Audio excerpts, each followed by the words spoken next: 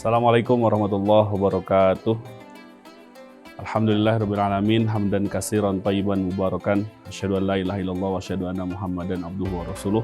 Allahumma shalli ala Muhammad wa ala alihi wa sahbihi ajmain, amma ba'du. Pemirsa TV Unisba yang berbahagia, alhamdulillah kita bertemu lagi pada episode Kuantum. Pada kesempatan kali ini, izinkan saya untuk menyampaikan tema tentang tabayyun yang dijelaskan oleh Al-Quran, oleh firman Allah dalam surat Al-Hujurat. A'udzubillahi minasyaitonirrajim. Ya ayyuhalladzina amanu in ja'akum fasikum binaba'in fatabayyanu an tusibu qauman bijahalatin fatusbihu ala ma fa'altum nadimin. Hai orang-orang yang beriman, jika datang sebuah berita kepadamu dari seorang yang fasik, maka carilah kejelasan hakikat dalam berita itu.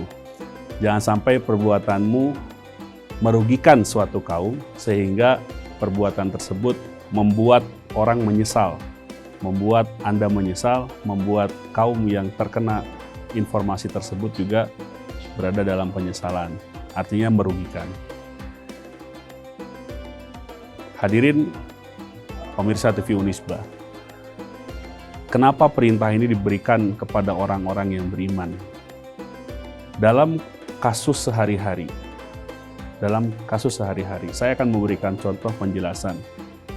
Dalam sebuah kitab Qawaid Quraniyah dikatakan, tabayyun ini ada dua hal. Yang pertama adalah at-tasabbut min sihhatil khobar, mencari ketetapan bahwa berita itu benar. Yang kedua adalah al-wuduh fi haqiqatihi, mencari kejelasan apakah yang sesungguhnya terjadi. Dua hal ini seperti yang dalam keterbatasan kita dalam penjelasan bahasa Indonesia, seperti yang sama-sama saja. Tapi saya akan memberikan contoh agar lebih jelas. Jika seorang di bulan Ramadan, di siang hari, seorang laki-laki kelihatan muda, sehat, katakanlah di Indonesia, kemungkinan dia beragama Islam. Kemudian dia minum, kemudian dia makan. Itu adalah sebuah peristiwa yang beritanya betul. Dia minum, dia makan di siang hari. Maka tugas kita sebagai seorang muslim itu mencari hakikatnya, kebenaran berita tersebut. Yaitu dengan cara apa? Apakah dia memang dalam keadaan safar atau memang sedang tidak berpuasa karena memang dia sakit. Ini adalah hakikat dari penjelasan peristiwa tersebut. Contoh lain misalnya, ketika tiba waktu sholat, ada seseorang yang masuk ke dalam rumahnya di saat orang lain sholat berjamaah di masjid. Maka dalam konteks ini, peristiwa dia masuk ke rumah dalam keadaan sholat, tidak sholat di masjid adalah peristiwa yang benar. Tapi apakah alasan dibalik peristiwa dia masuk ke dalam rumah itu? Bisa jadi karena dia sedang safar, pulang dari safar, atau dia sudah menjamaah sholatnya. Ini adalah dua hal yang memang harus selalu dijadikan pedoman bagi kita sebagai seorang yang muslim, seorang yang beriman. Pada konteks fasik, siapakah mereka orang yang fasik? Orang fasik itu adalah orang yang dia beriman tapi rusak keimanannya karena dia tidak pernah melaksanakan perintah-perintah Allah. Apalagi datang dari berita yang datang dibawa oleh orang fasik seperti ini. Maka tugas kita justru harus mencari, karena bisa jadi potensi berita yang dia bawa itu bisa merugikan suatu kaum, bisa merugikan suatu kelompok, bisa merugikan suatu bangsa bahkan. Peristiwa seperti ini sudah banyak terjadi di kalangan kita dalam kehidupan interaksi sosial. Apalagi dalam peristiwa-peristiwa politik, peristiwa-peristiwa yang mengandung unsur-unsur kepentingan orang banyak. Hal-hal seperti ini berpotensi akan merusak hubungan, akan merusak silaturahim, akan menjadikan fitnah satu dengan yang lain. Maka ketika kita mengenal orang yang kredibilitas dari sisi komunikatornya, kredibilitas dari sisi pesan komunikasinya tidak bisa dipercaya, tugas kita sebagai orang yang beriman, tugas kita sebagai orang yang berilmu, jelas perintah Al-Quran, fatabayanu.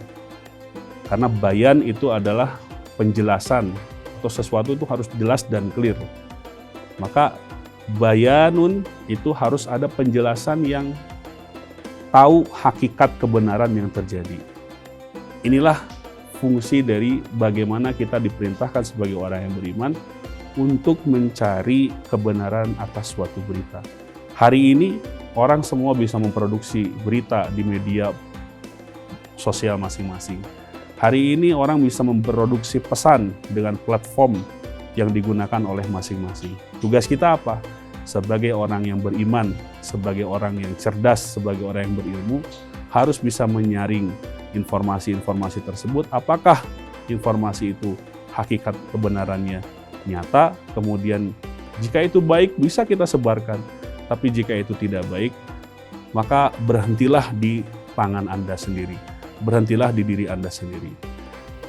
Kondisi lain yang berpotensi harus kita tabayuni adalah bukan hanya urusan politik atau sosial dan sebagainya, tapi urusan yang berkaitan dengan agama. Di saat orang sekarang itu hanya menyebarkan informasi melalui misalnya grup WhatsApp, misalnya melalui platform media sosial, Facebook, Instagram, Twitter, dan sebagainya.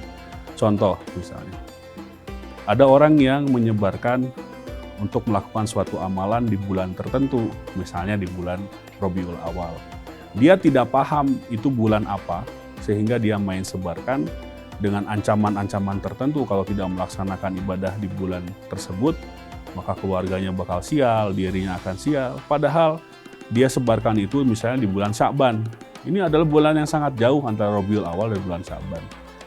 Hal ini bagi kita, orang yang beriman, sekali lagi, orang yang cerdas, orang yang berilmu, harus bisa terus melihat kejelasan informasi dan harus mau membaca, sehingga kita tidak terjebak pada informasi yang keliru, ataupun di saat yang sama kita juga tidak menyebarkan informasi yang keliru kepada sekeliling kita.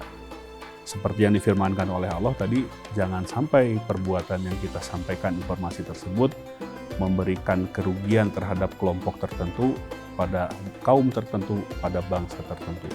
Wallahu a'lam bishawab. Semoga nasihat yang penting dari Al-Quran ini bisa kita amalkan dalam perbuatan kita sehari-hari.